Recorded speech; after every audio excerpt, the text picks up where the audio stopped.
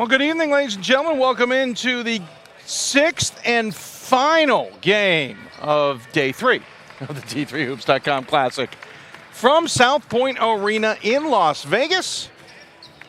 I'm Dave McHugh alongside Gordon Moore as we get ready for our second men's game of the day after a thriller between New Jersey City and River Falls. Wisconsin River Falls ending up coming from 14 points behind to end up winning by 10, 79-69 on the Gothic Knights. The Saints had a huge game last night for St. Scholastica, shooting 68% in the first half and ended up holding off a hard-charging Central squad. Actually, that was two nights ago, but it all blurs together. All blurs together. 2 nights ago.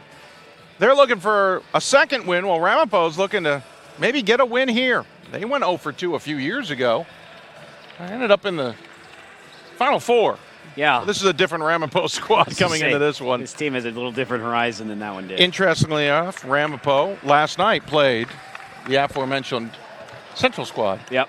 And did not come away with a victory.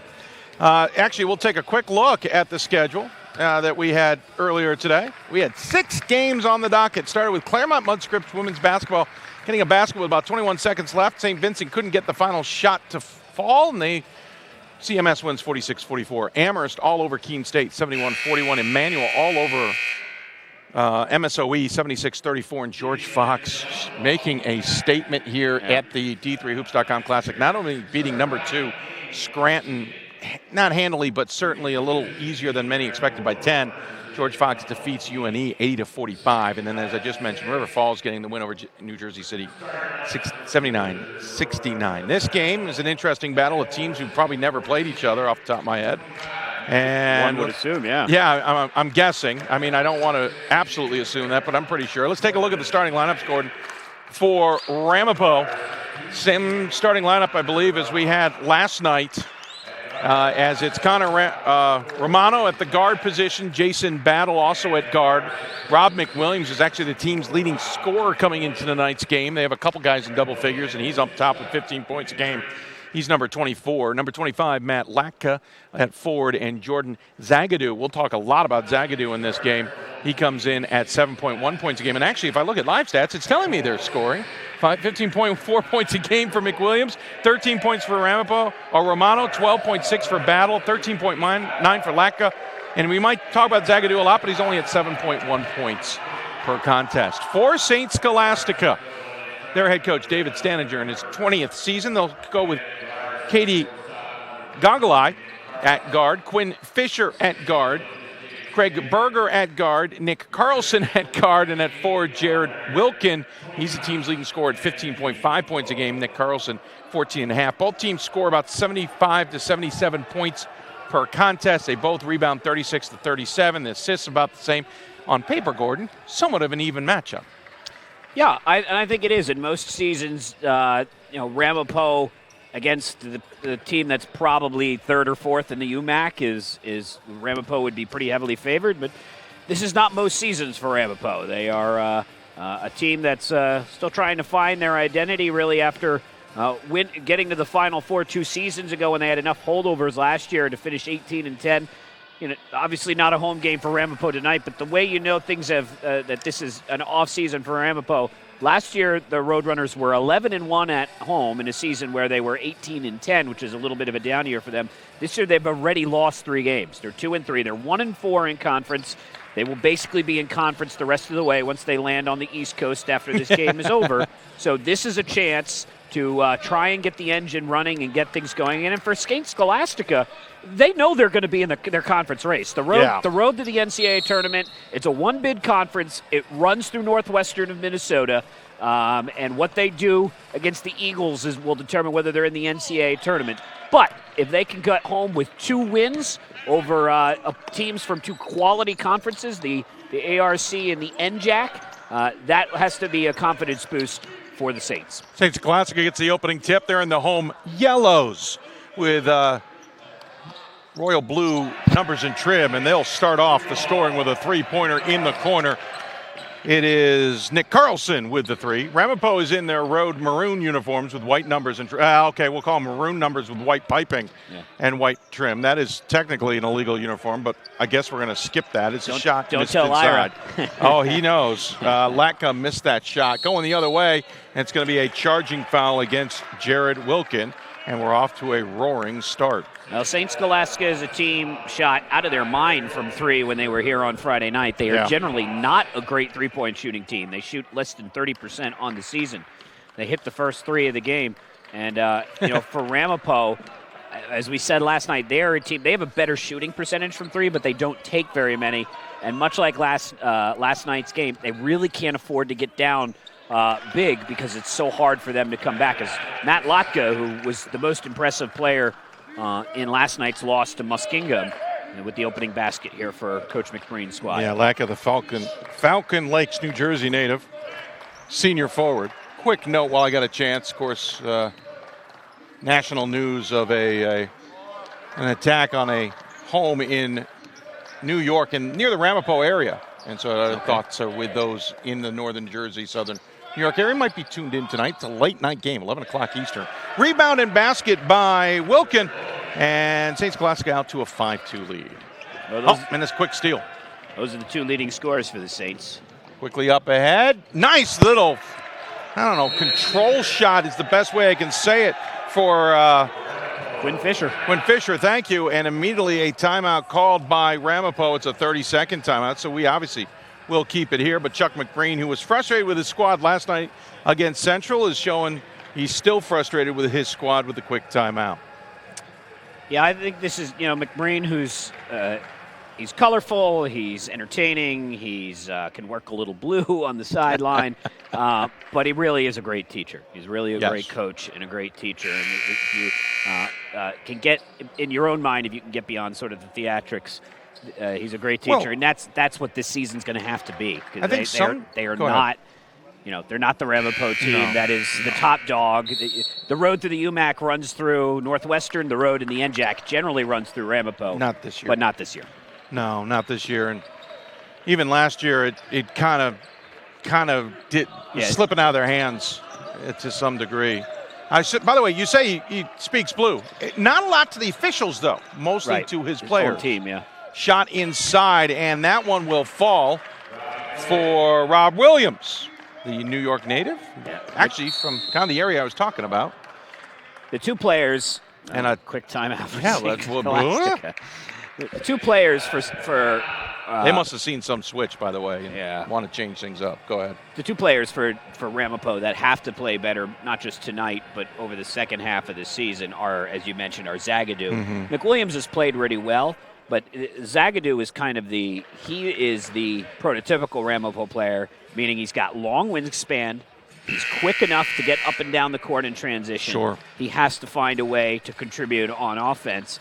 Ramapo's best teams when Ramapo when they're at their best, they're not a guard-oriented team. No. Or their guards are going to do things other than shoot threes. Correct. And so it's a forward and a swingman-oriented offense. They need Zagadou to play well over the second half of the season. Ramapo comes out with his zone. St. Scholastica works its way through and immediately gets 2 points from Matt Latka, and it's a 9-4 lead for the Saints. As we're into Game 6 here of the day. We got 4 more tomorrow. That's going to feel like a breeze compared to today. The rebound and basket put back by Zagadou, and Ramapo cuts the lead to within 3. See if Ramapo can frustrate College of St. Scholastica here with the full court press. Yeah, try and waste clock especially. It's already down to 21. And a steal by Romano. Up ahead, Zagadou lays it home. And that cuts the deficit to within 1. I was just going to say, wasted it, got down to about 20 seconds on the offensive end, but immediately turned it over. Ramapo will take it wherever they can get it. Romano with I thought he got another steal. Official blocking me there. Thanks, sir. Come on, don't you know? Thought they knew where to stand. Oh, that's right. They always get in the middle of the photographer's shots, too. 8 seconds on the shot clock. Gungalai had it. He passes it to the baseline. Basket made. Look at that. They're coming out shooting hot right now, Gordon. Nick Carlson with another basket. Well, Carlson, who's the conference champion in the long jump, has got a real nice touch. Insane. 40% from 3 and 53% from the field on the season. Yeah, that's not bad at all. Clearly, he's going to have the ability to get up in the air to get anything he wants. Zagadou with the ball top of the key. He'll flip it over to the far side to McWilliams. McWilliams drives off glass with the left-hand miss. Zagadou rebound, cleans it up, puts it back in, and it keeps the deficit to within 1. With 16 minutes left to go here in the first half of the 6th game of the day and the 12th game overall of the 10th annual D3Hoops.com Classic from South Point Arena in Las Vegas. Part of the event we do with Sport Tours International. I'm Dave McHugh, Gordon Mann alongside. St. Scholastica in the brilliant yellow. Yes. I will not call it fluorescent, though. 3-pointer in the corner. That's a miss, but a offensive rebound slashing into the lane. Put up the shot, and it's good from Quinn Fisher. Even when they miss, they make baskets.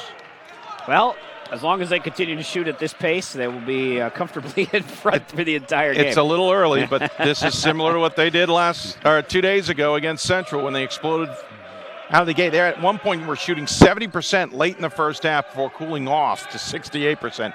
So the second half was a different story. That said, they were going in this direction in the second half 2 nights ago. So this is a good performance in this direction to the open end of the arena.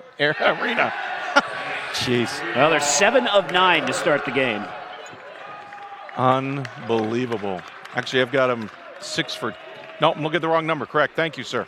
7 of 9, 2 for 4 from deep. 16-10 the lead, the biggest of the contest now for the Saints against the Roadrunners. Williams spins, shoots, nice shot from the senior. Nice job by Rob McWilliams there. Is that Blauvelt, New York? You would know that maybe a little bit better than I. I'm not positive that's Blauvelt or Blauvelt. Yeah, I'd say Blauvelt as well. It's just it's from the. It's right. It's not far from Mahwah, New Jersey. Right. It's in that southern area of New York, right before the northern, right on the border. Right, the 287 area. Yeah. The way you can tell is the name of his high school was Tappan Zee, which is the name of the bridge that extends from New Jersey and the new bridge into New York. It's actually technically not the Tappan Zee anymore. I think they named it after Governor Cuomo. But I will always, from now on, call it offensive charge or illegal screen called on Ramapo. I will always call it the Tappan Zee Bridge. The old one's gone. I have not crossed the new one. I will not call the new one the Cuomo Bridge. I will be calling that the Tappan Zee the rest of my life. Sorry, I had to get that off my chest. Into the game for the Saints, we see Jack Silgan, who had a pretty good game last night, the sophomore out of Crosby, Minnesota, 6'6" forward. We also get to see, I can never say Joe's name properly in the first time I try it. Look at me. Swanchera, I believe. Pat Swanchera, there we go. Thank you, Pat. I knew I was going to get it wrong the first time. Swanchera. I was going to give you a Chance the Rapper on SNL, and you turn around so I can see your name. That's a nope. That's a no. A couple other guys. Colin Anderson in the game also, the Eagan, Minnesota senior, 6-foot guard. He had the ball just then, hands it off to Swanchera, drives the lane. Watch out, Ramapo. You don't want to fall to the floor too much. New Jersey City got a flopping call called on them last night, and that's dangerously close there for Marquise Kindle, the 6'2" junior guard from East Orange, New Jersey. Of course, that is a point of emphasis this year. Whoops, that hit the other side of the backboard. Well, the backboard's moving, so it very likely did. Wouldn't that blow it dead? Yeah, that's what I was thinking. Yeah, layup missed by Battle. That's interesting. I would have thought that would have blown dead for that. Pat Coleman's going to go save the ball from under the tables here. And into the game for the Roadrunners, now comes Mr. 14, and I don't remember who Mr. 14 is. Manny Warren Jr. Thank you, Manny Warren Jr. Who is a junior. Works. Yeah. Next year it'll just be confusing. Manny Warren Jr., the senior, into the game. Yeah. Deep three, top of the box. No, does not fall for Carlson.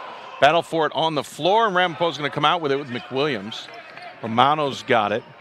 Not a lot of changes out there, though we did mention Kindle's out there. So Kindle and Warren, the two non-starters on the floor for Ramapo. And that's going to be an extra step as Laka had a nice idea. He's asking why, but you and I'm pretty sure I saw a pivot foot come up and replant. He did not have a lot of support from anybody else in the gym, everyone, including his own bench. Coaching staff walked away from him. Andre Morgan into the game, 6'5" senior forward from Long Island, New York. I know where that is. And Chuck Marine apparently saying they were in 24. And that's not your man. Apparently not. Not sure. He's still on that man, so I'm not really sure what's going on. He was not convinced. He's still Romano there. with the tip. Tipped on by Romano. Morgan picks up the ball. Warren, three-pointer, far side, buried it. Rattles home for the junior. I might do that a few times tonight. Manny Warren Jr. squared. It kind of reminds me. Do you listen to or watch the Dan Patrick Show? A little bit. Yeah. Everybody is Junior the Third. Oh. That's the new thing for them. Who's because I'm tired, I can't remember this quarterback for the Seattle. Oh, three-pointer in the corner. Russell Wilson? Yeah, so it's Russell Wilson, Jr. the Third. Oh. That's their little game they like to do. Anyway, sorry. Less than 12 minutes to play here. 21-15 the lead for the Saints on the Roadrunners in a rare matchup of Atlantic v. UMAC. Anything West against region. the UMAC is unusual. Yeah, I was trying to remember which region they were in. Yeah. Now, enjoy it for another year. Come January, the rubber stamp will probably be applied to move to 10 regions. Oh. In Division III men's and women's basketball. It's basically just needs to be approved at the NCAA convention, and I think it's expected to be approved. So would they call it, go back to calling I don't know what they'll call it. Yeah, that's, I wonder if they'll let us North call Central? things. We could have North Central in the North Central There along you with go. the other North Central. That would not be confusing at all. Then we would have to say not just North Central, no, the other North Central. No, the other North Central.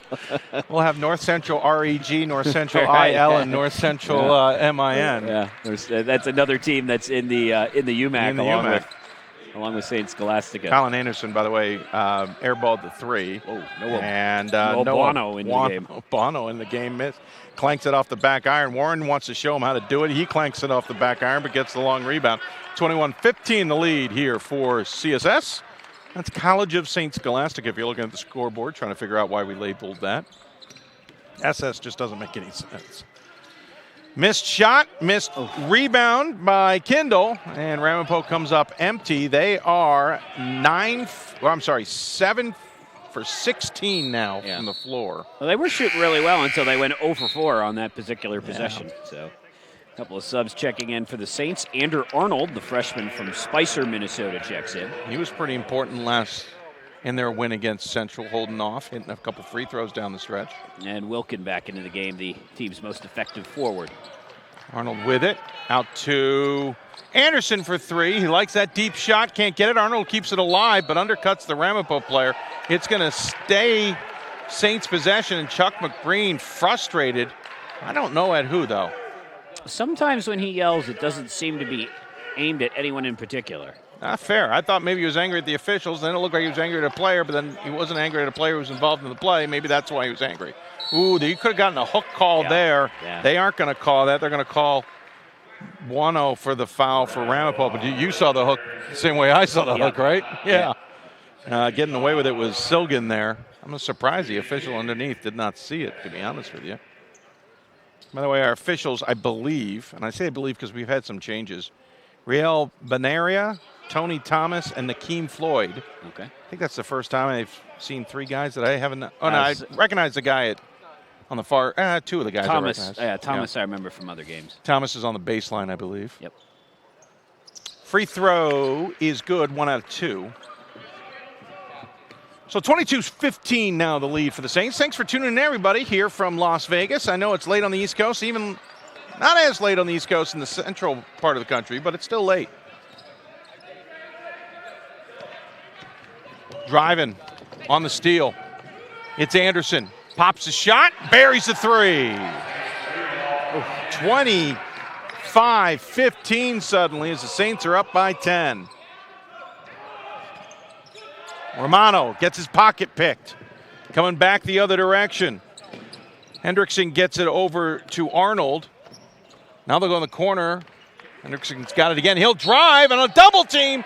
Misses the shot, but he'll go to the line for to there instead is it's a 7-0 run in the last 2.5 minutes here for the Saints. So you had mentioned that they were shooting 70% at one point, and they're obviously off to another scintillating start here. So here's what they shot in their other games this year. They actually shot 59% against Central. In their right. Oh, that was the here, last game, right. But before that, when they shot 61% against Crown, which may be kind of more a reflection of the opponent than anything else. Fair. 51% against North Central of Minnesota, we just mentioned a moment ago. They've had some games where they've shot really, really well. They were shot 47% against Concordia. They've also had some games where they've shot really, really poorly. Manny Warren just disrobed his undershirt between free throws. Quick change. Yeah, I have never seen that in a men's game. He got tired of whatever shirt he was wearing under his jersey and tossed it to the side without taking his jersey off. Lacka with a drive, he'll get fouled as we get a battle of the 25s. He's being defended by Wilkin. I'm not sure if he'll get the foul or not. No, it's not Wilkin. So Lacka will go in the line to shoot 2 here. This is the first time that anybody from Ramapo is on the free throw line. 9-0 run here for the Saints. It's the first. Yeah, well, it comes to an end there. Battle, Romano, and I think that's Kindle coming back out onto the floor. I think you're right. Nope. No. Sorry, Nasir Walker. Yeah, we see Nasir Walker from Passaic, New Jersey. I don't think he played yesterday. I don't believe he did either. This will be his 6th game as a result. 25-17, or 27-17, I apologize, 9:41 left to go. Saints playing confidently against this Roadrunner squad. Ramapo a couple years ago was ranked high in the top 25, came in here and lost both games. First time that had happened to them in their previous appearances. This is their 9th of 10 tournaments they've been here. That ball goes out of bounds, will stay Saints. Yeah, of course, as we mentioned earlier, they went on to the championship weekend that year. Yep. Before their season came to a close unceremoniously in the semifinals. Against Oshkosh.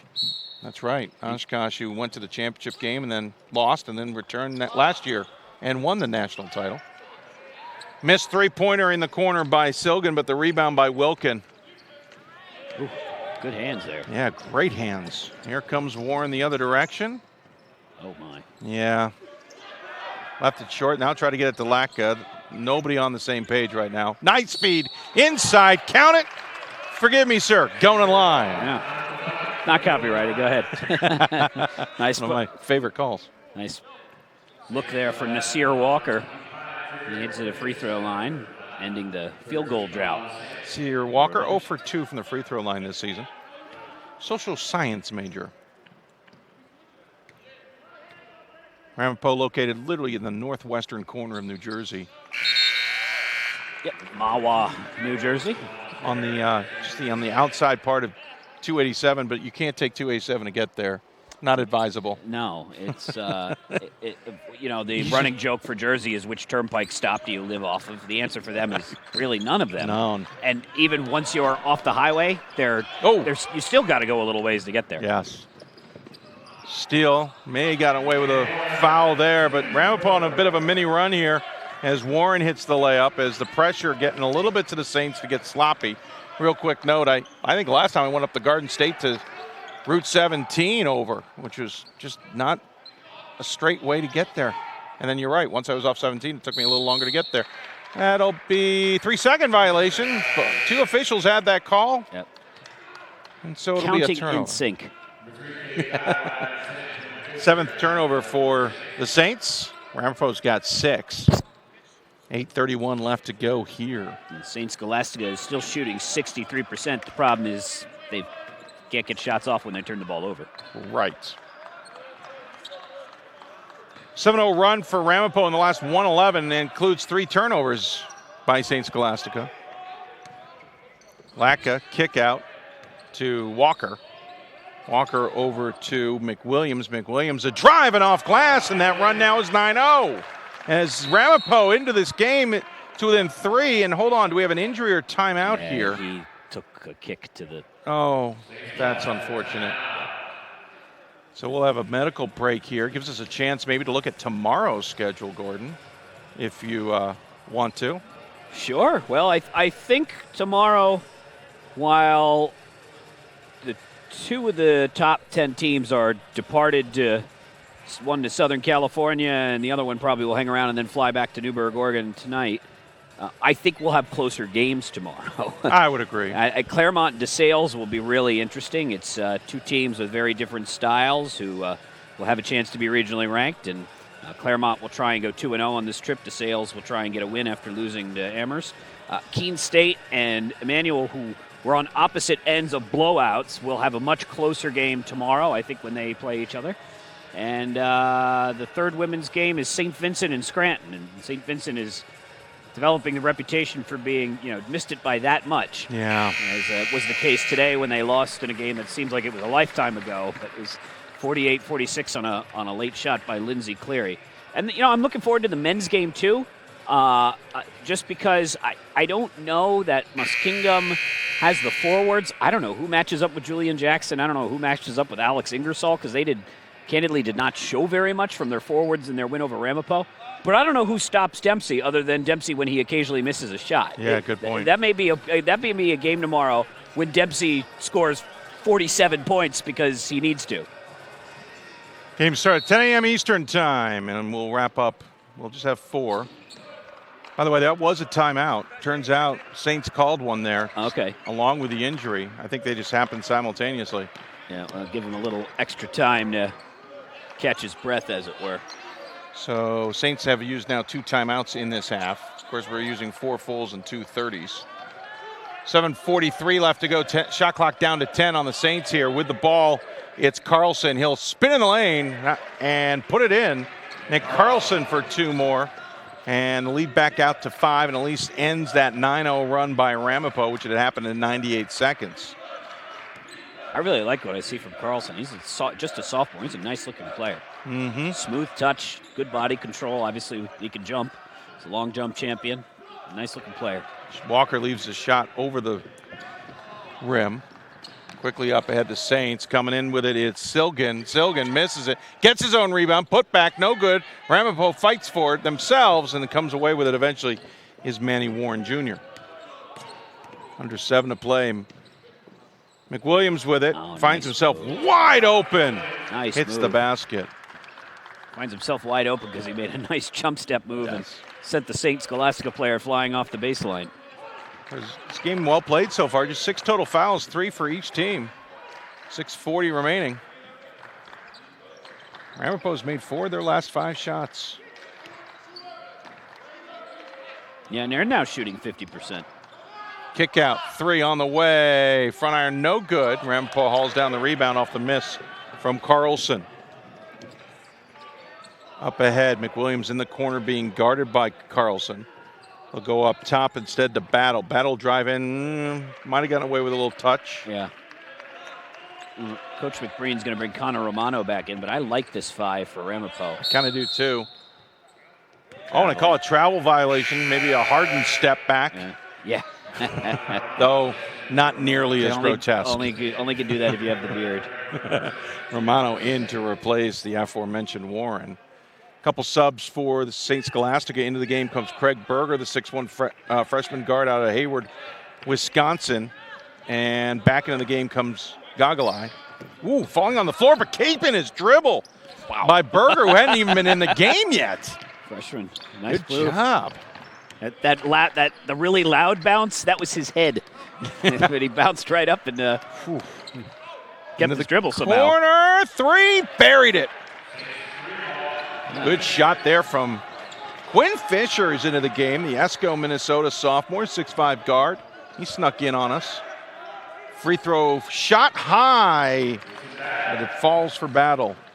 32-28, these two teams battle out. Ramapo actually 5 of 6 now, Gordon, from the floor. Oh, and a pickpocket there. Going the other way, Battle. Off glass and in. Yeah, Ramapo has been able to generate a lot of offense here off of turnovers. It's now 16 points for them. 16 of their 30 points coming off of turnovers. St. Scholastica had a bunch of points off of turnovers early, but that has gone away now. Under 5 minutes to play. Saints with a 32-30 lead. Shot from about 10 feet, no good. They've led by as many as 12 in this first half. Ramapo coming the other way, trying to tie this one up. They will reset the offense with Battle. A Jersey City, New Jersey native, interestingly enough. Signed to play for Chuck McBreen and not Mark Brown. Gogley was looking for a foul. I don't think he realizes he got nailed by his own teammate. I was going to say, yeah, I agree with you. Nice pass, nice finish. As Saints find Berger on the slash, now lead by 4. They need to get Gogley out of there. He is he's dazed, and he's kind of just... He also looks like he rolled his ankle, maybe. Yeah, he's in pain. He's kind of just drifting from foul line to baseline. He does come out and signals to Anderson what his assignment was, and he'll go to the trainer's table, it appears. 4:15 left to go here in the first half. Dave McHugh alongside Gordon Mann. And that's going to be the push-off we looked for earlier on Battle. He'll get the foul. Shrugs his shoulders, but that's kind of one of those things that's been an emphasis for a couple of years now. Yeah. It's the other side of the hand check. If you don't allow the defender to hand check, you can't allow the offensive player to use the forearm or stiff arm to get free. I use the comparison to lacrosse, the warding call. It's hardly called now because they've changed it a little bit, only to give the offense at least a little bit of protection. But you basically can't ward off the defender. 12 seconds on the shot clock. Spin move on the far side. Anderson kicks it out to an not ready Swanchera, but then a 3 from Carlson falls to the side.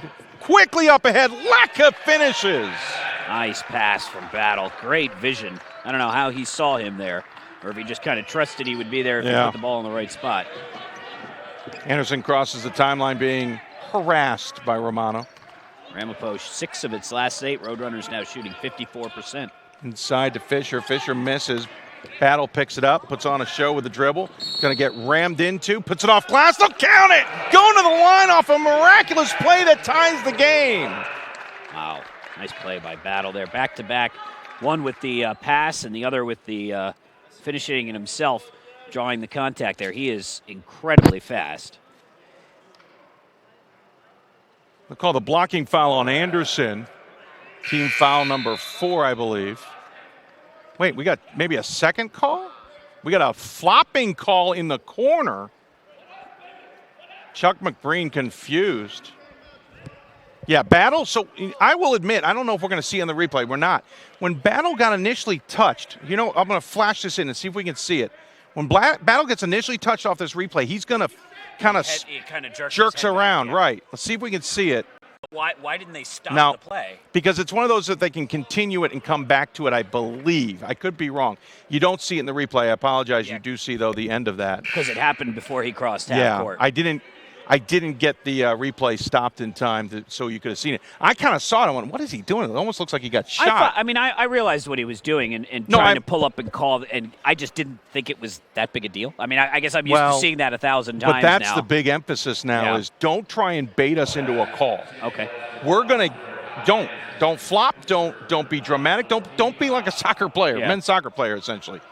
So he's out. Now here's the problem. This was an and one play. So do they race the basket? Looks like they have, right? They have. You are correct. Wow, I'll admit I'm a little perplexed. So they've erased the basket. They're giving Ramapo the ball, and I guess maybe they said he got fouled before. I don't know. Yeah, that's strange. We'll have to get. And we're gonna foul away. Would love. We've asked this before, and apparently it's not always happening. We'd love to have the officials come over and explain these calls to us. You wiped off the basket? Yeah, he got fouled beforehand. Okay. So they did say he got fouled before before the shot, which I think is the right call. They look like more of a continuation in the NBA. Yeah. 3:04 left to go here. Into the game now is Jake. Wow, I got distracted by Anderson with the rainbow 3. Buries it. And suddenly it's a 37-32 lead for the Saints after we thought it was tied at 34s. Nice pass. How did he get that to Lacka? I got inside of Quinn Fisher, who's out of position. Beautiful pass. I was just about to say. Jake Rademacher. Rademacher, thank you. Jake Rademacher, the Pine City, Minnesota native, sophomore forward, 6'3". was in the game. He's got the brilliant hair. I'll just say that. Ah, yes, he does. I hadn't noticed that. That is he's nicely coiffed. I like how you put that. Lanka missed the first. Second one comes through the net. And so it cuts the deficit to 4, 37-33 with 2:45 left to go here in the first half. Bringing up the ball is Berger. Berger's had a nice run here. He has. In this contest. Rademacher now with it. He'll hand it off to Anderson, who's not afraid to shoot. And I think that's what Rademacher was expecting. Anderson then dumps it to Rademacher, and he's not ready for it. Rademacher understandably turned around to start to move towards the rim, and then the ball was on his back of his shoulder. Sometimes I think that's where the turnover's got to go to the passer. Romano with a great play. Drives the lane, hits the basket, and Ramapo within 2 now. 2:13 remaining. Well, if someone had said, okay, it's a random NJAC team and a random UMAC team, what are you going to notice? I would have said the NJAC team's going to be bigger and stronger, and that's what's bearing itself out here in this half. As you know, St. Scholastica has again shot really well, although they're still shooting 56%, but they're just physically being outmuscled everywhere on the floor. That shot fell short for Fisher. He may have gotten hit. That's what he's saying, is that someone got him on the right arm. Latka looked like he came and kind of brushed him. Latka's expression there. Yeah, he's like, whatever. He's like, yeah. I don't know what you're speaking of. Matt Latka is not impressed. No, not at all. The official was closest to it. I don't know if he had the angle to see it, to be honest. I don't know. 90 seconds left to go in this first half of the final game of 6 today. 4 more to wrap up things tomorrow here at the 10th annual D3Hoops.com Classic. Saints imploring their team from good defense. Shot clock down to 5. The drive and the shot thrown up by Warren, and he will be bailed out, except he looks a little banged up for his efforts. Yeah, it was not a great shot. That's not a high percentage shot, but it was a good take because he's just too fast for St. Scholastica to cover him. So something good is likely to happen when he comes to the rim that way. He and Battle are just too fast for the St. Scholastica guards. He will go to line here to shoot 2.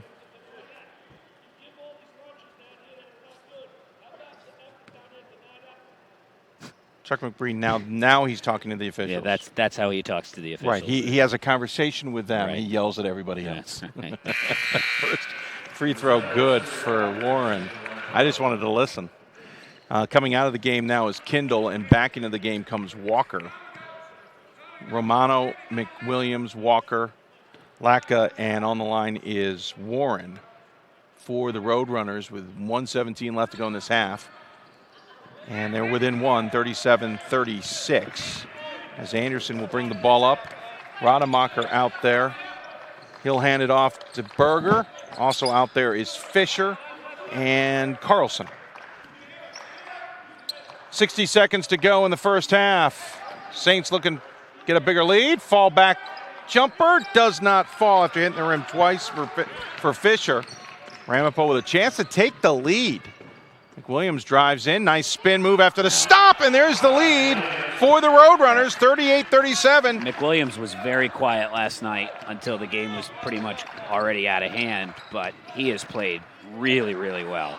4 rebounds, 8 points, 3 assists, and he has just made all kinds of smart, heady plays. There, he drives into the rim, he hesitates, lets the defender kind of rock past him, and then he's got the great spinning fadeaway jumper. He has got that fadeaway jumper from inside 5 feet is pretty lethal. Carlson picks up a personal foul for the offensive charge on the baseline.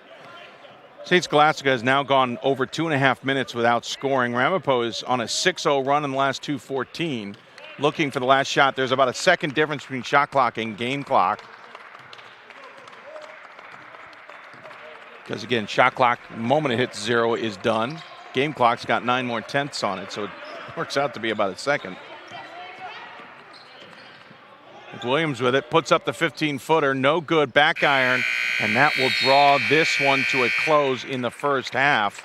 And interesting chess match, Gordon, I think. I think these two teams are kind of changing things up and trying to figure things out, and I think that's why we've also gotten several timeouts called in this half. Yeah, these are 2 evenly matched teams, which is particularly after what we saw on the women's side, what you look for. Obviously, if you had two evenly matched teams who were in the top 10, that would be even better. But you have two evenly matched teams and a well-played first half. And Ramapo, after falling behind and looking like this might be a game where they just kind of roll over and get blown out of the gym, if St. Scholastica shoots 70% again, they have come back in this game and have a 1-point lead at the break. Side note, I believe there's also a delay game warning on Ramapo for that flop, and that's part of the rule too. So the second one is a technical? The second one would be a technical. I think it's a one-shot tech, but I've forgotten that rule. Okay. 38-37, Ramapo the lead. They really didn't lead in this game. 6 of their last 8 on a 6-0 run to close the half, and St. Scholastica hadn't scored in the last 3 minutes of the half. They led for a grand total of 46 seconds, and it would be the last 46 seconds of that half. And another quick note, the two teams are shooting over 50%. Yep. And they are on their average for a game. We'll take a break. You go get yourself a drink, maybe get a break yourself, come back, and we will get you stats. Get ready for second half action. You're watching the 10th annual D3Hoops.com Classic. Ramapo up on St. Scholastica 38-37 at halftime.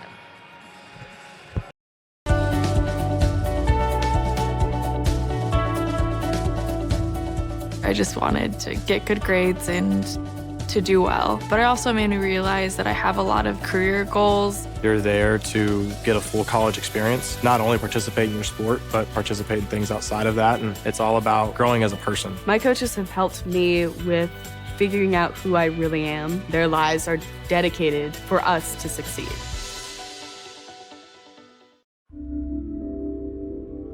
This is why we love sports. It's in the way they play, free from the pressures and all the money talk. Playing for simply the love of the game, where everyone has a shot at their definition of success on and off the field. This is what we love about sports, and what we can still love about college sports.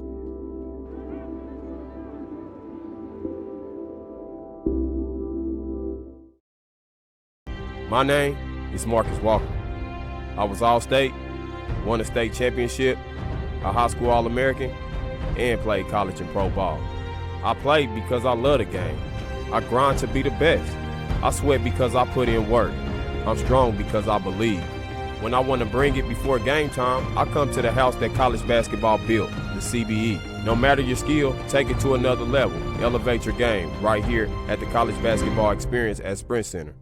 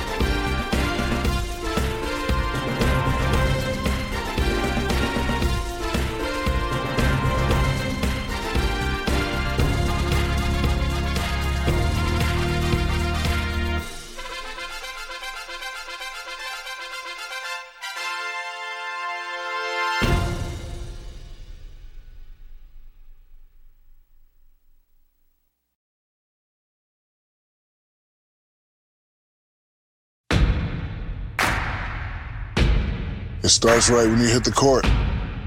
You imagine your finest moment. The game-winning shot that gets you to the dance, a monster dunk or no-look pass, and cutting down the net.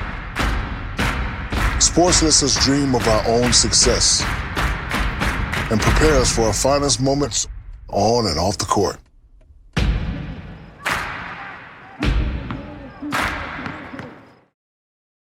Bad. What are you doing? Looking worthless. Don't trust them. They'll hurt you. You're worthless. It's pointless.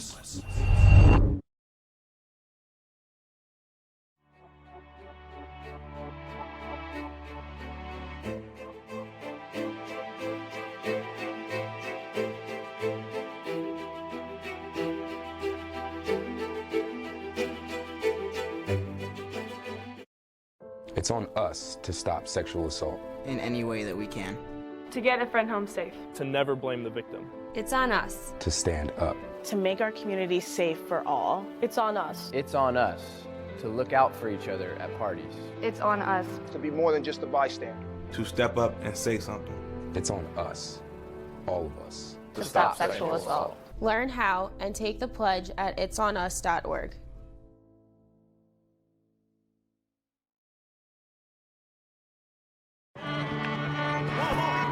I coined my definition of success in 1934. My definition of success is peace of mind attained only through self-satisfaction in knowing you made the effort to do the best of which you're capable. It's like reputation and character.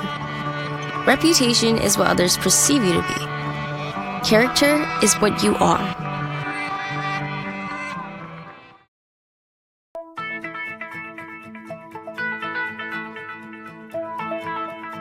College has given me the flexibility to pursue my passions and my interests, and I've recreated my identity for myself aside from just being an athlete. My greatest personal discovery has been that I am capable of doing things that I didn't know I was capable of doing. To be able to study what I wanted to and continue to play the sport I love, all of those things came together very nicely in one package in Division III.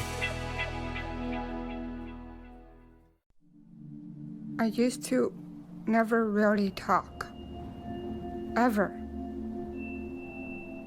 I was afraid if I said something wrong, everyone would laugh at me. But then I started to play golf with Special Olympics. It helped me to find my voice.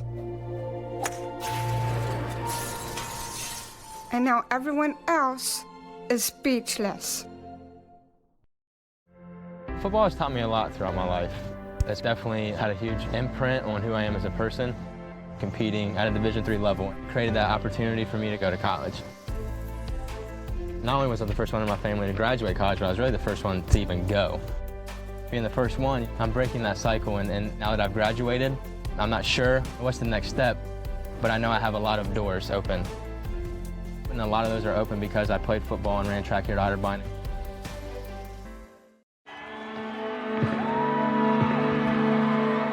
Great moments are born from great opportunity.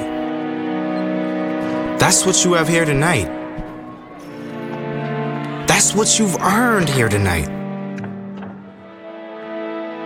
This is your time.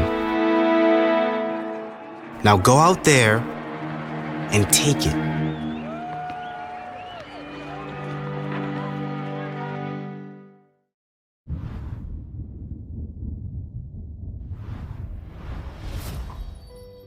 You may not realize it, but these words, often used to describe someone with a mental health condition, can be very harmful. In a country where 1 in 5 people are affected by a mental health condition, it's time for all of us to step up and change the conversation.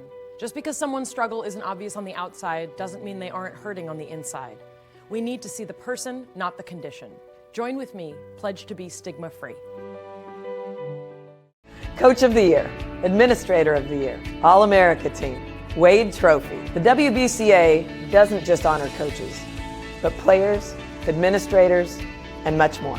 The WBCA strives to honor those who have contributed to the advancement of women's basketball. Celebrate the present, honor the past, look to the future.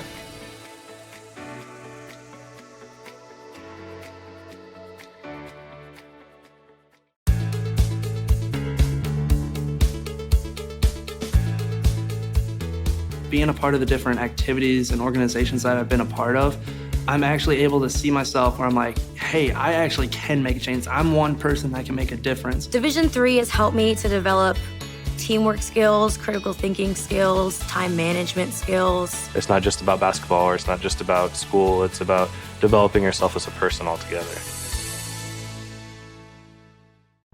Diving in college taught me to strive and be the best athlete I can be, but also the best student I can be. My coaches always made sure that the student comes first, because not everyone's going to become a professional athlete. So they make sure that we will do great in academics. I knew that would only open the door to my future, and I'm really excited to start my dream program for physical therapy.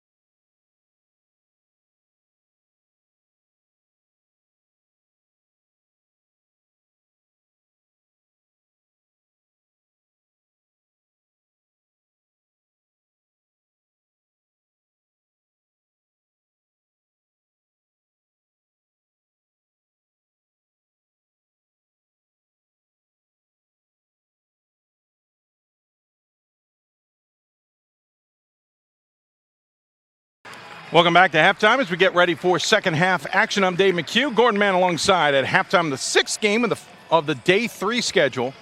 Ramapo stormed back to take the lead late against St. Scholastica 38-37. Quick look at halftime stats in this one, and Ramapo shooting 55% from the floor, Gordon, and it's really, they had cooled off a bit, and then they kind of caught fire again. Yeah, and Ramapo, most of their shots are coming from really 5 feet in. So extended out a little bit to 10, but Roadrunners have only attempted 3 threes. They don't attempt a lot of threes, but they're going to generate offense off of fast breaks and off their speed in the half court, and that's exactly what they've been able to do, and that's what enabled them to take this from a 10-point deficit to a 1-point lead at the break. Interesting when you look at the shot clock. Ramapo, yeah, you're right. Everything in the lane or to the right side. There's nothing on the left, whereas you look at St. Scholastica, everything is across the top of the arc. And not a lot inside for them at all in this one.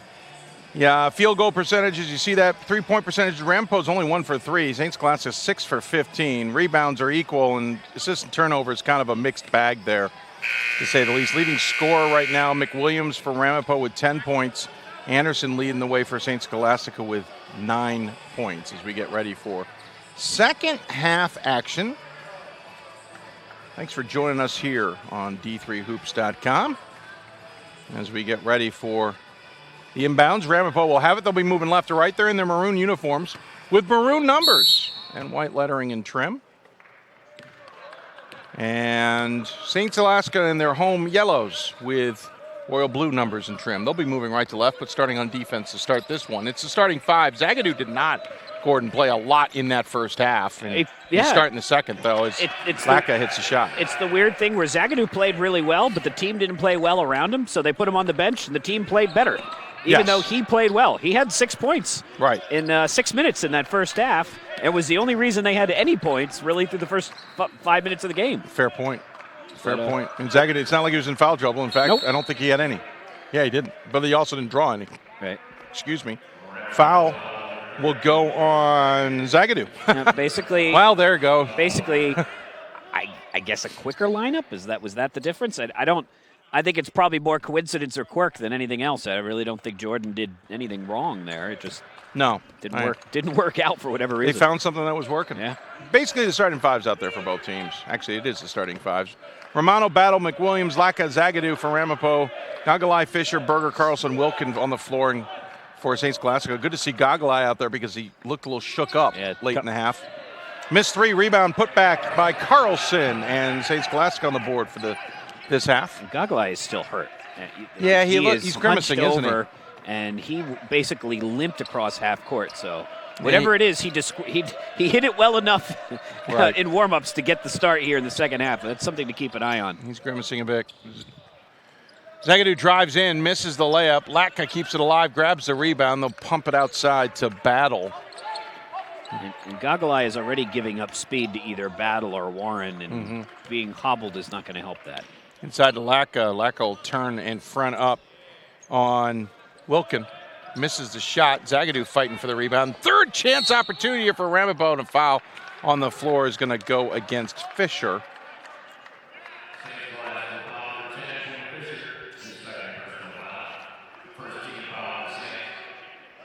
You know, we talked a lot about Coach McBreen and Ramapo's style of offense. When St. Scholastica, McWilliams misses it. No. Zagadou dies for It's going to be a fourth opportunity for Ramapo. It will be. Nope, it won't be. St. Scholastica gets it back, you were saying. Coach Staniger, the quote in his bio is, we play defense to generate offense, not to stop the other team. That sounds like that could be the Ramapo College moniker for. Yeah. But, you know, just gives you a sense for how Ramapo has kind of taken St. Scholastica out of their a element block here. for Gagalai after he missed the three on the other side. He blocks Battle. Battle didn't like it. You saw him shake his head. Something wasn't right, and they've got an interesting matchup here now, and they change it off. Give it back. He didn't like the fact that coming out to meet him was Wilkin. Big size differential. Battle isolated on this side. He floats it over to Laka. Laka triple team, puts it up before the shot clock expires and draws the foul. He'll go to line for a three-point opportunity. Nice finish there. Laka's got pretty nice touch around the rim. He's got a good sense for how to use the glass for a big guy. Agreed. Good point. Laka will go there. He is a 61.5% free throw shooter, a chance at a three-point play. Nice release, nice follow-through. 4-point lead, biggest for Ramapo of the game.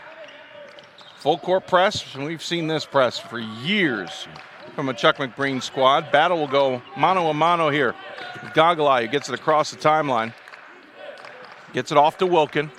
Wilkin battling with Zagadou, gets all the way in, and I don't know if Zagadou got a piece of it, but he had enough of a distraction. And coming up limping now is Wilkin. He's definitely hurt as he misses that shot. His right ankle as Laka misses a three. He just got he elbowed in the face. Yeah, now he gets just insult to injury at this point. He can barely get up the court. There's nobody ready to sub in. He's also not asking for any help. And now he's reaching for his back. He's going to just chuck the three. Oh, if he had hit that, that would have been epic. Well, now Zagadou's going to get out ahead of him and finish it off because there's no way Laka was going to get back Does to Staniger stop not him. see that he's hurt? I don't know. I mean, now he seems to be going to the bench and calling up Swanchera. But it's taken a minute or two here. That was weird. Drive off glass. Ooh, slippery shot there for Nick Carlson, who continues to impress. He's yeah, Stangiger having a word with the official, who actually stops there. I think finally said enough. I'm not sure what Stangiger thought there. I thought it was the way they've been calling the game. There wasn't a foul. Zagadou blocked by the definitely hurt Wilkin. Ooh, and I mean, he is just, he's shaking his head now. He's just hunched over, and now he'll come out. Why would the official not stop things there? I get that Stangiger didn't see it, but you got to be either bleeding or on the ground. Got it. Okay. Because he could be playing hurt and be limping around the court the whole game. Oh, look, I'm hurt. Yeah. You know. Sure. Or or legitimately hurt. Right. And playing with a gutting bad it leg out. or something. Right, exactly. Yeah. So he'll come out. I don't even see it. No, I do see a trainer lurking. Yeah, I think. Ooh, Romano almost got it stolen. Now he's got two trainers on him, doesn't he? Battle trying to set things up here against Gogolai. Gogolai fights through the screen. The double team comes up as the shot clock expires. Shot rattles out. That was halfway home. But another offensive rebound for Ramapo. That's their 10th board of the game on the offensive side. McWilliams absolutely snuffed out there by Carlson, then stolen by Romano. Romano, three-pointer, buried it. Big shot. Suddenly, Ramapo is woken up. It's a 48-41 game, despite live stats, which is not even close to accurate right now. And timeout called by St. Scholastica. He wants to talk it over. It's a full timeout. We'll take it with them. Ramapo has come out like New Jersey City did last night against Central, and with a whole new attitude in the second half. 5:19 left, 7-point lead. Back after this. It starts right when you hit the court. You imagine your finest moment. The game-winning shot that gets you to the dance. A monster dunk or no-look pass, and cutting down the net. Sports lets us dream of our own success and prepare us for our finest moments on and off the court.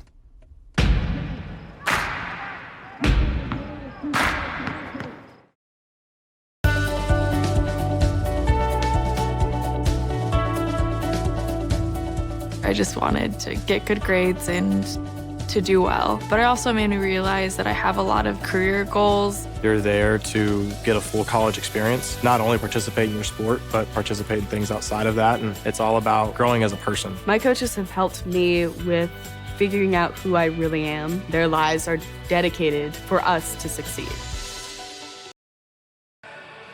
Welcome back.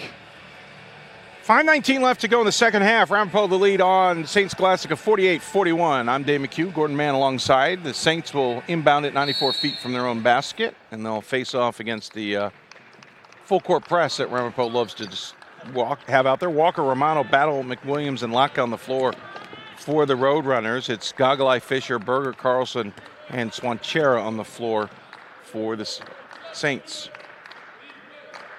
Anderson checked in right before that timeout, or during the timeout, I should say. Anderson nearly loses the ball. Works his way around, throws up a three. Front iron, no good.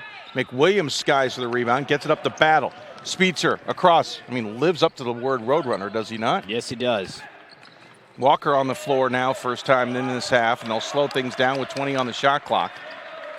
McWilliams hands off to Battle. Battle hands off to Walker. Walker drives into the lane, changes his mind, gets it to Romano. Romano from deep, no good, and skying for the rebound is Swanchera. Quickly up ahead to Anderson. Anderson goes off glass, doesn't get it to fall. Rebound collected by Fisher. Fisher puts it up and in. Fisher frustrated because a lot of contact there before he took the shot. I will agree. Elbow to the side of the head. That said, they haven't called that contact in this contest. No. I would argue that they should be. Clearly to St. Scholastica's disadvantage, because if Ramapo is going to be allowed with to play at that level of physicality, St. Scholastica is going to get kind of bullied off the court. 50-43. Live stats is off. I know they're working on it, though. They have St. Scholastica for 2 points that don't exist. Laka picks up the foul, trying to get the steal on the pass of Swanchera. Into the game comes Manny Warren Jr. He'll replace Battle, who certainly had a good start to this second half. By the way, timeouts, Ramapo's only called once. They got 5 left. Saints are used half of theirs. They're down to 3. Alley-oop! Oh, good idea, but broken up by Ramapo. I think it was Romano who got a piece of that. McWilliams then got a hold of it. And despite the creativity, Ramapo will reset the offense. Near side Walker, now to McWilliams. McWilliams being guarded and harassed by Carlson. Now to Warren. Oh, nice little stab step to back up for a three-pointer. The stab step got the defender, I think it was Anderson, to back up. Ooh, big collision between Gogolai and Warren there. Incidental, to be honest. Yeah. Quick little jumper inside off glass, and that falls for Quinn Fisher. I still am amazed. How about that jab step, Gordon, just to free up the shot? Well, that's the advantage you have because of the speed, because of Warren and Battle, because if they actually go into the dribble, they go right around the guards. The Scholastica guards have to overcompensate for that as Lotka tumbles out of bounds on a Ramapo turnover, I believe. Yeah, big, almost stolen by Swanchera on the entry pass by Romano, and then it turned into a free-for-all trying to get the ball. Yeah, St. Scholastica has come back to earth completely on their three-point percentage. They're now shooting 32%, which is still a little better than they normally shoot, but they haven't made one in a long time. They definitely seem like a team that can come out and hit shots early, but then they kind of have to hold on the rest of the game. Long skip pass far side, Fisher. Fisher entry pass into Swanchera. Outside shot on the way, 3. Front iron, no good for Anderson. And McWilliams hauls down the rebound up to Romano. Ramapo with momentum. They didn't lead till 46 seconds left to go in the first half, and now they're in control. Romano for 3.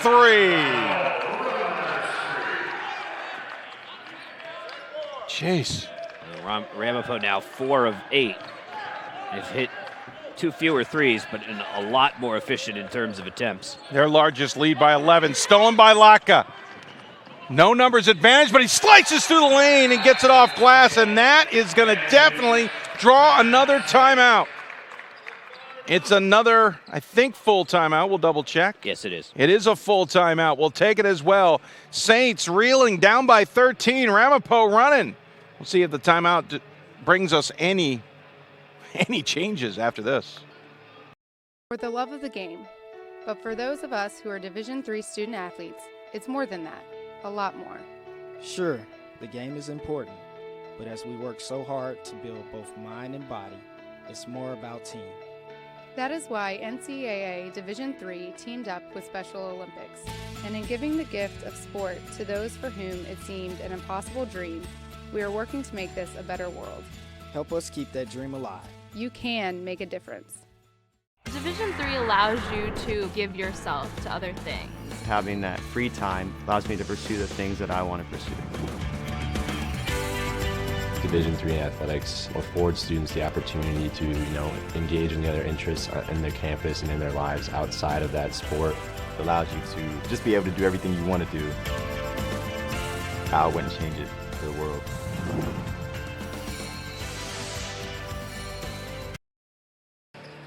Welcome back as 11:50 left to go in the second half of this 6th game of the 3rd day of the D3Hoops.com Classic. I'm Dave McHugh, and it's Gordon Mann alongside. Of course, Pat Coleman, Ira Thor, and Larry Radloff here as well. Radloff, our D3 photographer. If you want any pictures, we're posting those as well. 58-45 the lead for Ramapo as they have stormed into the lead in this second half and have the Saints reeling. We'll see what they do coming out of timeout. Anderson, the three-pointer, does not go for him. Ball will go out of bounds, will be off the Saints, despite the pleas by Fisher that he is able to get that to go off of McWilliams instead. Well, and Gogolai out just that quickly. Well, we see from St. Scholastica, this is a team that thrives on hitting their open threes and getting open looks. They're not gonna power to the rim and get a lot of points that way. They're not gonna get super cute on a lot of backdoor cuts. They're gonna have to hit the shots when they're there, and when they don't, they're really not able to generate much offense. Entry pass to Lotka. Lotka tied up. It should be a jump ball. It will be a jump ball, and that will go back to the Saints. By the way, Isaiah Hendrickson into the first time. 6'3" freshman guard out of Duluth, Minnesota has entered the game. Thank you. Ramapo was 8 of 17 before that time, or at that timeout from the floor. And they're outscoring St. Scholastica 40-20 in the paint. And of those 20 points, as that 3 is off the mark, 13 of them are fast break points. So take that away, and St. Scholastica's got basically 7 points from everything inside the arc. Fisher picks up his third by going over the back. Ramapo 4 of their last 4, and the scoring drought continues for St. Scholastica as it approaches 2.5 minutes as Ander Arnold returns to the game, first time this half. He will replace Fisher. So on the floor for St. Scholastica, it's Anderson, Silgan, Carlson, Arnold, and Hendrickson. And from Ramapo, it's Walker, Romano, Warren, McWilliams, and Latka. Latka's played a lot of minutes here. He has. Romano for 3! Oh, that was halfway home. Comes back out. Anderson across the timeline, skip pass, extra pass, and a third. Yeah, extra thought there for Carlson causes a turnover as he shuffles his feet. 16th turnover of the game for St. Scholastica. Rebounds equal at 20, by the way. How about that? Yeah. Seems like that can't be right, but I'm guessing it is. I'm agreeing with it. Though half of Ramapo's rebounds are offensive. Right. Oh, nice no-look, well, semi-no-look pass inside to Walker. Walker off glass. Doesn't happen. One thing you'd really like about Ramapo is how controlled they've been. Sometimes when you have a team that generates a lot of points out of the press, they'll give it up as much as they get it. Well, that's going to go. Blocking foul. Yeah, he was in the paint. I was going to say it's going to go the other way, but I realized he was inside the arc, was Warren. No argument from him. Battle return. Warren will take a seat. Roadrunners just 7 turnovers in this game. That's an impressive number for this squad who struggled in that category against Central, if I remember. Yep, they average about 14 per game, so. Got a quarter of this game left. Ramapo leads 58-45 on St. Scholastica, and that's going to go the other way. Good defense by Latka to get in front of Silgan, and Silgan bangs into him with his shoulder, and that's going to be the turnover. He looks perplexed, but I thought it was good feet movement by Latka to be in position. They played really good defense here with their feet. Coach McBreen has not had much to yell about. He's got to be feeling much better about this one than he was at the same point last night. I'm not sure who it is, but there is. Oh, I know who it is. It took me a second, but it's Jared Wilkin is being treated on the table by the training staff. He's kind of crumpled up in a ball over there. Yeah. Romano battle now Bueno into the game. McWilliams and Latka. Anderson, Silgan, Carson, Arnold, and Hendrickson for the Saints. Romano with it. Go ahead. Comfortable lead, so Coach McBreen can extend his bench, get Bueno some minutes here. McWilliams with the indecision and creates the shuffle step. Yeah, out of bounds play in the tough corner, especially against his defense, but good job by Anderson to get out of trouble. I almost jinxed him there. Yeah. Kick out. Thought about it was Carlson. He'll drive instead, off glass, no good. Jumped too early for that rebound, but still got a hand on it. Wants a foul there. I mean, they haven't called it. No. Yes, you could argue it's a foul, but they haven't called it tonight. You're If right. they're not going to call it, let's keep it that way. They've consistently let the teams play very physical within the rim. It's just Ramapo does that a whole lot more than St. Scholastica does. Now, head of officiating for Division III, who might not like the fact that it's that physical inside, as Carlson drives and draws a foul. And I just mean in the sense that he's trying to make it consistent. Right. And they're trying, the coaches have asked for it to be less physical inside. And I mean by the rule changes, coaches are involved in that. Carlson goes the line. He is a 68% free throw shooter, 1 on the way, and he hits it. The Saints got to find a way to get some points from behind the arc. That's their bread and, well, this weekend. Not overall as a team, it's not, but this weekend it is. They're 6 of 22 after hitting a bunch early. They haven't made very many, and they haven't attempted very many, but they're not going to get back in this game playing half-court offense against Ramapo. And hitting free throws. Yeah, or hoping that Ramapo Unless implodes. Ramapo falls apart here and turns it over. Oh, every extra possession. pass from Romano to Laka off the initial feed from Wano. Yep. He gets the hockey assist there. Yeah, I mean, Romano he was in a bad position under the rim and just knew Laka was sitting there. They are 5 of their last 7. In the meantime, St. Scholastica hasn't hit a field goal in more than 4.5 minutes. 0 for their last 4. Anderson, float pass inside, extra pass by Silgan. 3-pointer on the way. That ends that streak, and Arnold hits the 3. Now, really nice, unselfish play there by Siljan, who sacrifices the body and kicks out for the open 3. And again, for the Saints to get back into the game, they're going to need a whole lot more of that. Trailing by 10 now, trying to get the steal at the top. They won't. Battle with the elbow shot, doesn't. Laka cleans up the boards and puts it home. He has been a monster on the glass. That's only his second rebound, so it's not Really? that he's, well, that's what the stats say. McWilliams has 8. This feels weird. But where he's been a monster on the glass is just scoring off of it. Yeah, fair. He is shooting a really high percentage, shooting 70% in the game, and he just doesn't miss inside the arc that often. Drive by Carlson is off glass and in. By the way, I see Wilkin now being stretched. I know that stretch. Yeah, they're working on his lower back. He must have landed with maybe a straight leg or something at one point. He was limping because his lower back was yelling at him. 7.5 minutes left to go in this one. It's a zone defense from the Saints, a 2-3 into the corner. Wano misses the 3. The Saints come down with a rebound. Oh, great pass ahead and off glass. Count it, going to the line for Ander Arnold. Wow. Nasty two-hand bounce pass. You don't see that too often. And That was a beaut. Saints with a chance to get 6 points on 2 of their last 3 possessions. Screwed up. It didn't hit the replay button to capture that. Should have, because that pass was, he two-handed it. It allowed him also to kind of put a little extra spin on it to get it in there. And then to Arnold's credit, he kept attacking. Yep. He knew he was going to get hit, and he just went straight to the glass and put it up. Took it strong to the rim and finishes it off.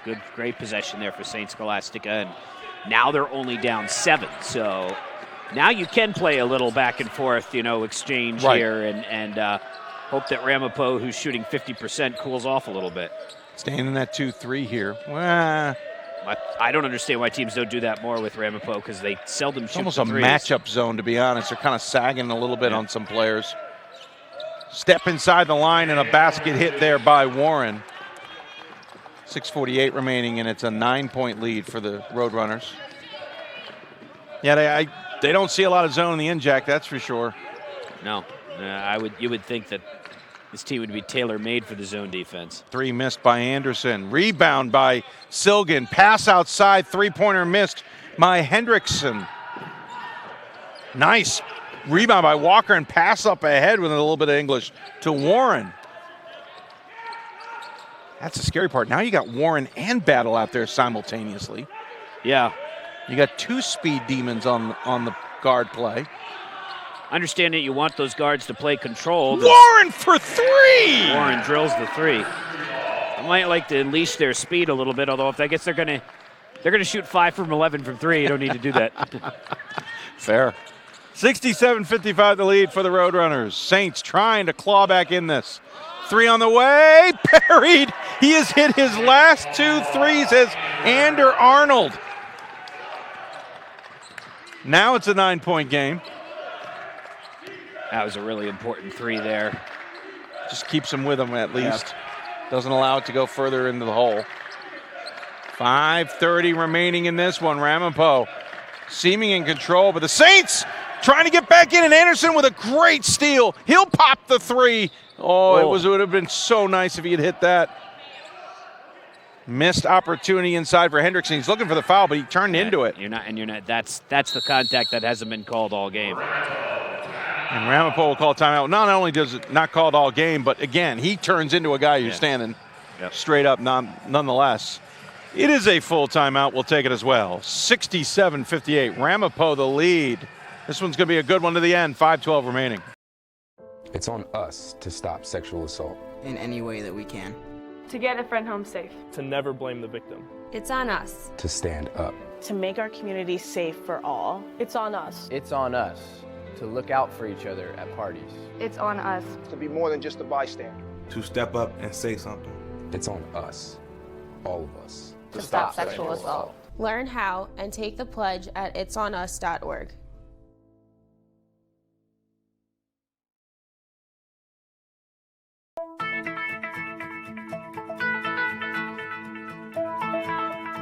College has given me the flexibility to pursue my passions and my interests, and I've recreated my identity for myself aside from just being an athlete. My greatest personal discovery has been that I am capable of doing things that I didn't know I was capable of doing. To be able to study what I wanted to and continue to play the sport I love, all of those things came together very nicely in one package in Division III.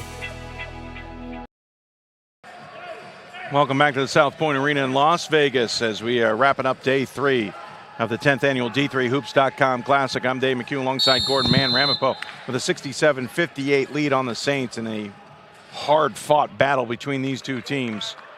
Ramapo didn't lead until late in the first half. Saints actually had a double-digit lead of 12 with 9:54 to go in the first half.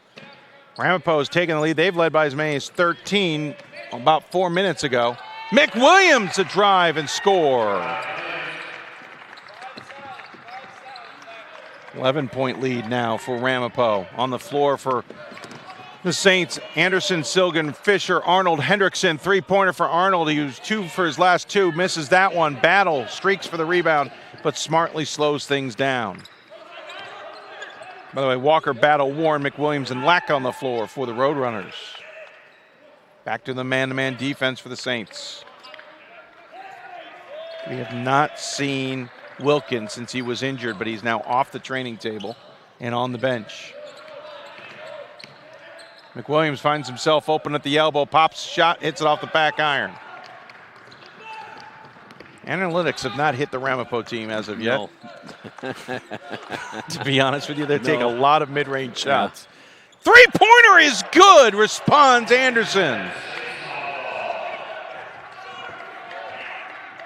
I'm starting to learn how analytics say shoot deep and shoot close. Do not shoot middle. Laka gets blocked this time by Fisher, but there's a foul, and it's on Laka. No, Laka landed out of bounds. Oh, I apologize. Oh, because he touched the ball while out of bounds. I gotcha. Okay. That makes sense. And I hear Chuck McBreen with the "what are we doing" call. Yeah, he's frustrated because Walker has given Fisher space a couple of times here, and McBreen is saying he's the best shooter on the team. Anderson tried to get to Hendrickson. Hendrickson was backing up, and that's never a good sign, and he couldn't get to the ball. We're approaching 3.5 minutes left. Saints into a 1-2-2. Full court. Skip passing out of it is the Roadrunners. 20 seconds on the shot clock, and the Saints fall into a 1-3-1.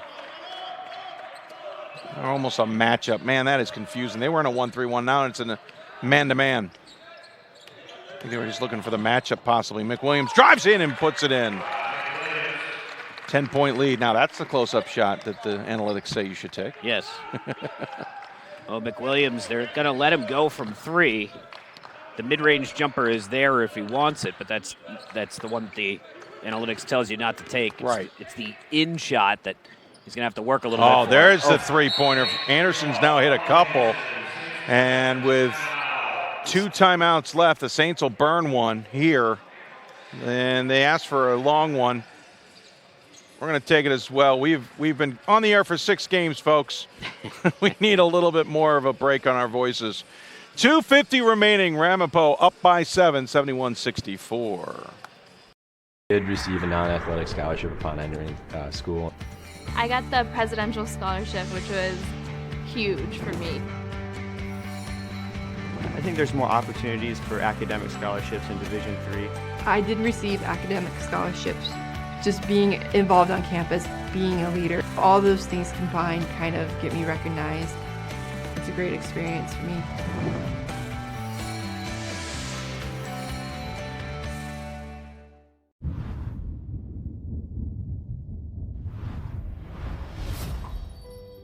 You may not realize it, but these words, often used to describe someone with a mental health condition, can be very harmful. In a country where 1 in 5 people are affected by a mental health condition, it's time for all of us to step up and change the conversation.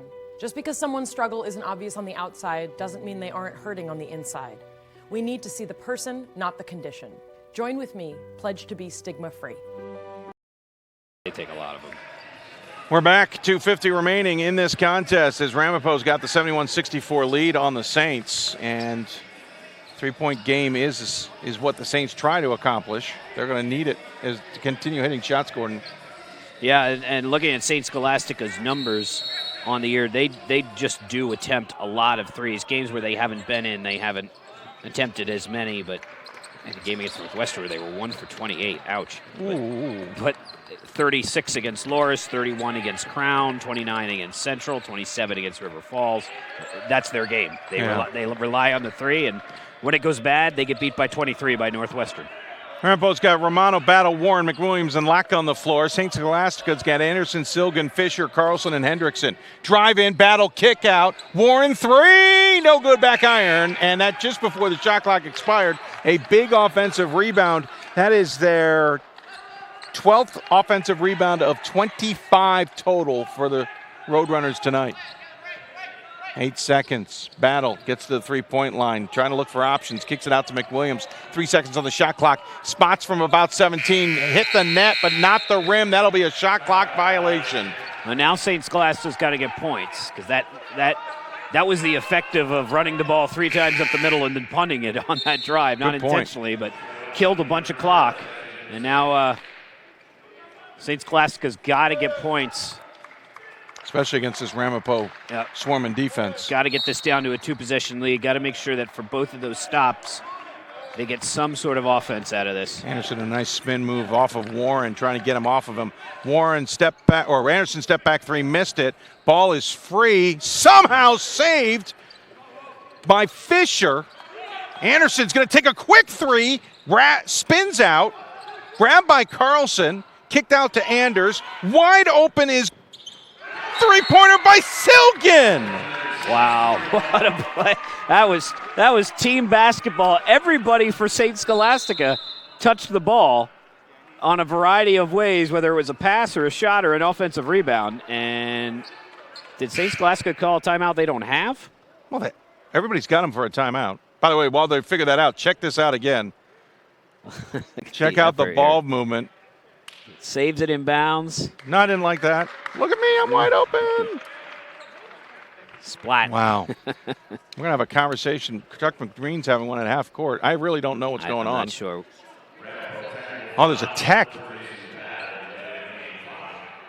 Battles. Technical foul on Battle? And he's even more perplexed. Remember, he had the flop? Right. Called, was it? That wasn't a tech. They didn't have the ball, so that wasn't issue.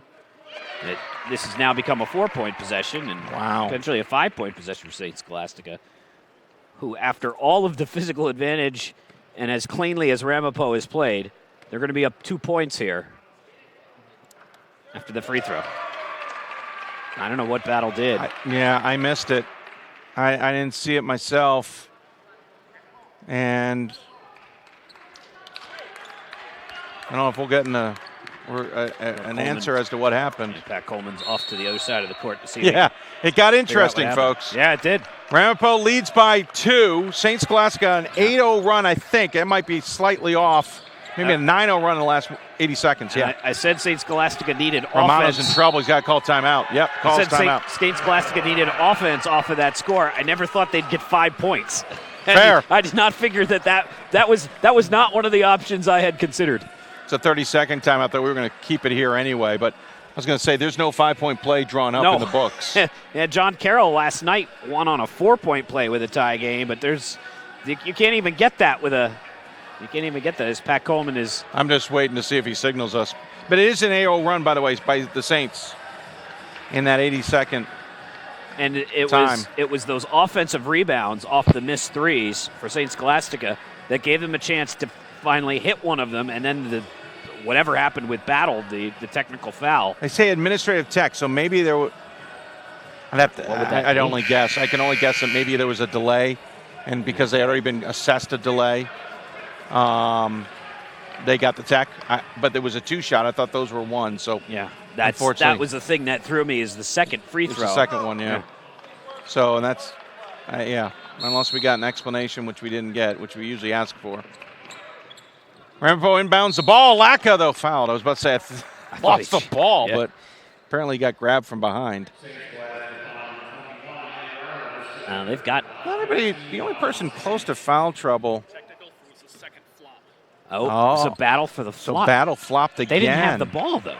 Well, you can do it. You can flop defensively, too. Absolutely. Oh, okay. All right. Absolutely. It's anything where you're trying to bait the officials into a call. I had no idea you could get called for a defensive flop. Well, I mean, no, that makes sense. Defensive is more obvious than the offensive one. Yeah. Deep 3 from Warren, no good. But the weird Saints thing, with a chance. The weird thing for Battle's flop, the ball was nowhere near him because the ball was nowhere near anybody. It was a wide open 3. I'd have to go back and look at the replay again to see what Battle may have done if we even had it. We'll check it if we get a break here. Under 50 seconds to go. Saints down by 2 and with the ball. By the way, possession arrow belongs to Ramapo. Anders with the ball being guarded by Romano. Anderson with it. 6 seconds on the shot clock. Runs into another Ramapo player. There's a foul. No foul called, I should say. And Battle calls off the Dogs on the breakout.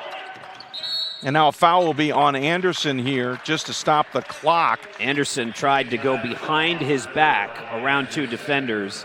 And that would have been, Pete Maravich-esque if he was able to pull it off. But there aren't a whole lot of guys there aren't a lot of Pete basketball. Maraviches. Exactly. And Anderson, for as good as he is, he's not that. Anderson will exit, interestingly enough, along with Fisher. They will bring in, I missed who they brought in. I think they brought in Hendrickson. Yeah, Isaiah Hendrickson. They're going to bring someone him in. else. I think it might have been Silgan, but I thought he was already out there. No, Silgan was not. It's Silgan's in there now, Ander too. Arnold was the other guy who checked in. Saints are not chasing them. Now they'll figure out they got to chase Battle here, and they'll get the foul. Silgan will pick it up. Yeah, you can play it out and hope you miss and hope you get a clean rebound, but with as good as Ramapo has been on the offensive glass, there's no guarantee you're going to get the ball back. And so now they will bring those 2 guys in so that if there is a miss here, this is 1-1 for Ramapo. I don't see Warren numbers here. This is Battle at the free throw line. Battle, so I was looking for the wrong guy. That doesn't help me. Warren did not play coming into this weekend, so we didn't have any numbers. Right. Misses the free throw. Oh, he's a 92% free throw shooter. And Saints pull down the rebound. 18 seconds left. 2-point game. Ooh, he tried it again. Almost lost the ball. Oh, you can get a call there. Watch out. That could have been the technical. Well, they'll wait. Basket is made. We've got a tie ball game. Saints hit the basket. 3 seconds left on a big collision and a slide. I do not know why you would foul there. By the way, I agree. You could have called a flop at the top of the key. He didn't realize the game was tied. Oh, no. You could tell from the body language. He didn't realize it was a tie score. No. Well, he puts the 92% free throw shooter just clanked when he heard us say why foul, he turned his head and looked at the scoreboard and then put his head down. I saw that cost Stockton an NCAA tournament game. Yes, they had a I guy remember that. foul in overtime when he didn't need to. Battle is a 92% free throw shooter and does not miss this one. Oh, it barely made. Anderson, 2.9 seconds the game left. Was, I agree. Think he thought they were still down. I agree with you. This to make it a 2-point game with 2.9 on the clock. Makes it timeout called by Chuck McBreen to set up their defense. We'll keep it here. Wow, what a turn of events here after tying the game. Ramapo has not made a field goal in the last 3+ minutes. Yeah, that's the extremely painful thing. New Jersey City just went through this, by the way. You fouled the 92% free throw shooter on the team that's kind of fallen apart here in the half-court offense. Should point out, Ramapo is in the bonus. Yeah, single bonus. Pat's got something for us. All right, thanks a lot, Dave. Right now, Coach McBreen is telling his team with some rather colorful language to make sure that they body up the guy that they're defending. Don't let them release. Don't let them get behind you. Make sure that they have to come back to the basketball with 2.9 seconds left. Obviously, that makes it harder for them to get the ball up floor and do something. Also reminding them that they have a foul to give, so they could foul and make them re-inbound the ball. Back to you guys. They do have a foul to give. They're at 5 fouls. They can waste 1 to go to 6 before it goes to a 1-on-1 situation. 2-point lead. Ramapo led by as many as 13. That was with 8:58 left. Since then, it was 60-47. Since then, they have been outscored. Well, they've only put 13 on the board. They've been outscored 24-13 in that time span. So on the floor, it'll be Anderson, along with Fisher, Silgan, they're leaving the best Carlson. shooter wide open. They just figured that out. Yep, he was wide open 80 feet away. Anders having trouble, gets it in to Anderson. Anderson across midcourt, puts up the shot, just falls short. And this game will end. Anderson was looking for a foul that he was not going to get called. That call had not been there all night. Not a terrible look, but because the defense was able to interfere with the shot attempt just enough, not a great look either. And for Anderson, as well as he played, and he played really, really well, he's going to see those last 10 seconds in his sleep tonight. Yeah, unfortunately. The penalty or the foul and then the shot. You are more than correct on that. Final score is Ramapo, now we can say survives. Yes.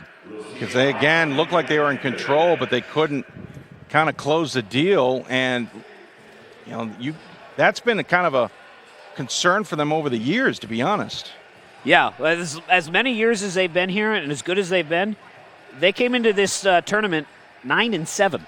So, just a little over 500, and they're going to leave it 10-8. So they're going to keep that 2-game advantage. But, for Ramapo, it's a gritty, gutty win for a team that needed one. With last night's loss, they had lost 6 of 7 before this win here. And again, it's much like we said with Jersey City and River Falls. It's not that this win is a signature win. It's not that it helps you in terms of at-large bids. It's not any of that. It's the difference between going home 0-2 and going home 1-1 and having a little bit of something positive to build on as you head into conference play. Finishing up stats for you guys so we can get you those, and we'll take a look at tomorrow as well in this one, as Ramapo actually did pretty decently statistically in the second half, but it was really the Saints who kind of willed their way back into this one. Take a look at those stats. Ramapo finishes shooting 49% from the floor, 30 of 61. St. Scholastica 26 of 57 for a few percentage points lower.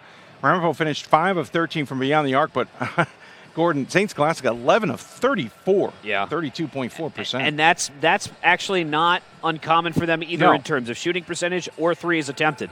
That is their game. For St. Scholastica, top 4 teams in the UMAC make the tournament. They're just by virtue of their talent and by virtue of the bottom half of that conference, which isn't very good, they're going to be in the mix. And if they get into the tournament, into the UMAC tournament, it may simply be a matter of, is this a night where they shoot 45% from 3 and take 33s and wipe you off the floor, or not? That is going to be their, or is it a night where they shoot 1 for 28 against Northwestern and they're gone in a heartbeat? So that'll be the question for St. Scholastica. Not, for a UMAC program that's not Northwestern, which has proven that they can play with and beat top teams in the tournament. It was a pretty good showing for St. Scholastica. I agree with you. If you had told me that a mid-tier or mid to upper tier UMAC school was going to come to the tournament, or the Classic here, I would have kind of winced a little bit and expected 2 games that weren't very competitive. Yeah, no, they ended up beating Central, though again riding a really hot first half. Yep. And then they stormed back here, or not stormed, but clawed back here. Yep. Against Ramapo.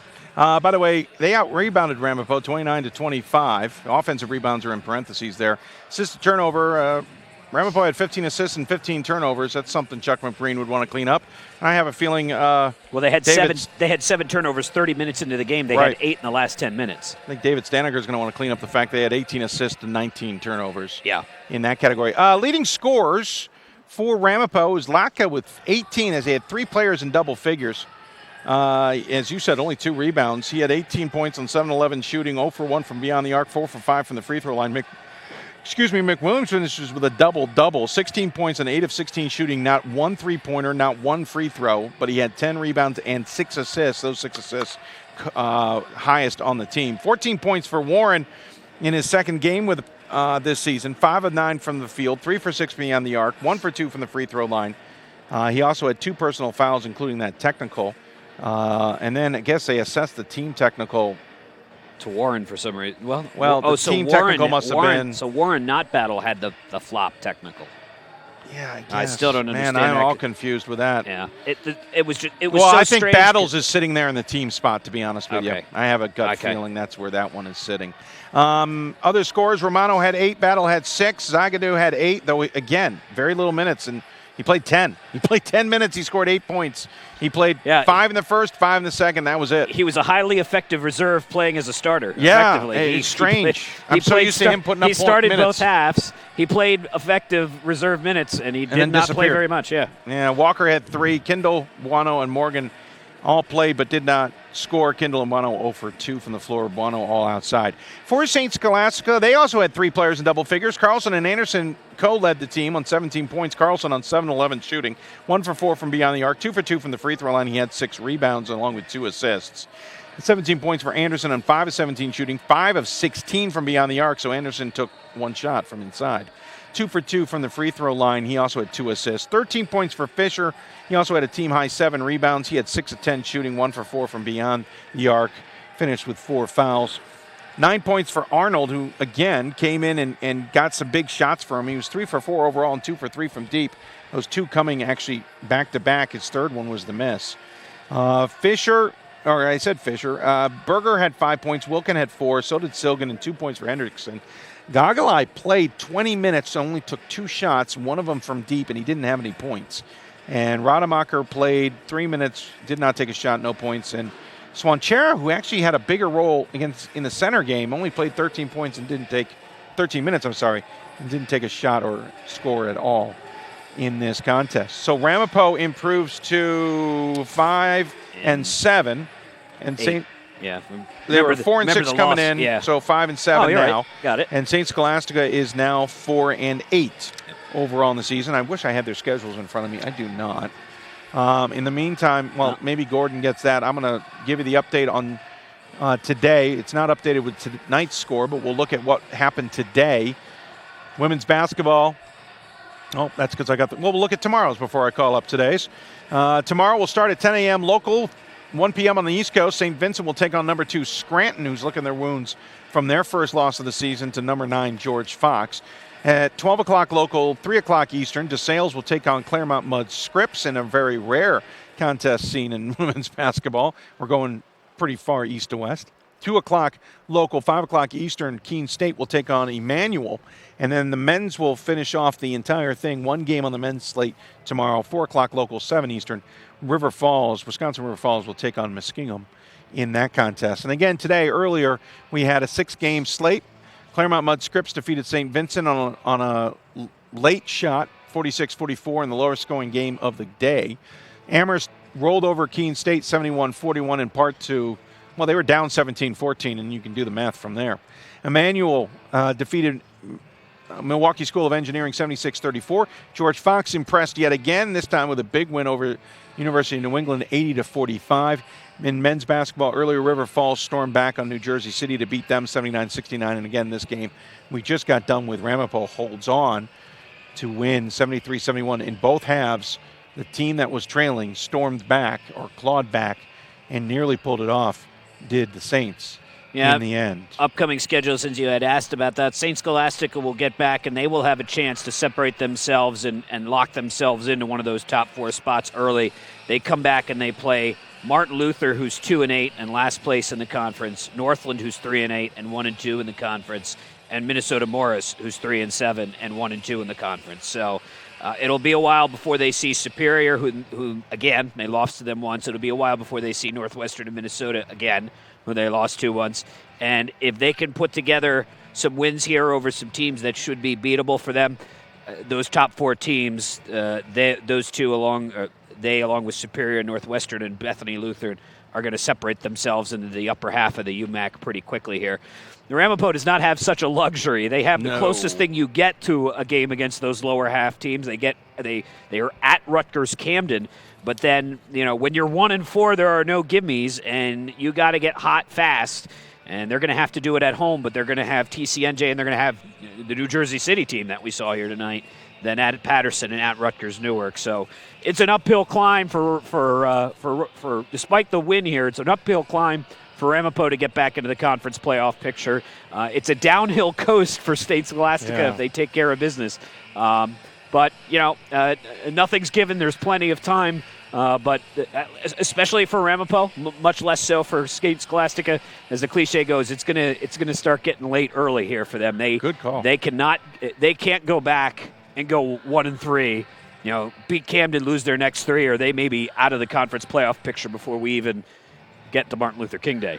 Both teams lost double-digit leads in this game. St. Scholastica had a 12-point lead midway through the first half. Ramapo had a 13-point lead midway through the second half. Both teams lost it. Believe it or not, though, there was only one tie. There was only one lead change. The tie was for 19 seconds. Ramapo led for 20 minutes and 45 seconds. Scholastica led for 18 minutes and 56 seconds. Very strange game when you look at it in totality. Well, that'll do it for us, folks. For Gordon Mann, Pat Coleman, Ira Thor, and even Larry Radloff, I'm Dave McHugh. Thanks for tuning in to this 6-game affair today. If you took in all 6, bravo to you.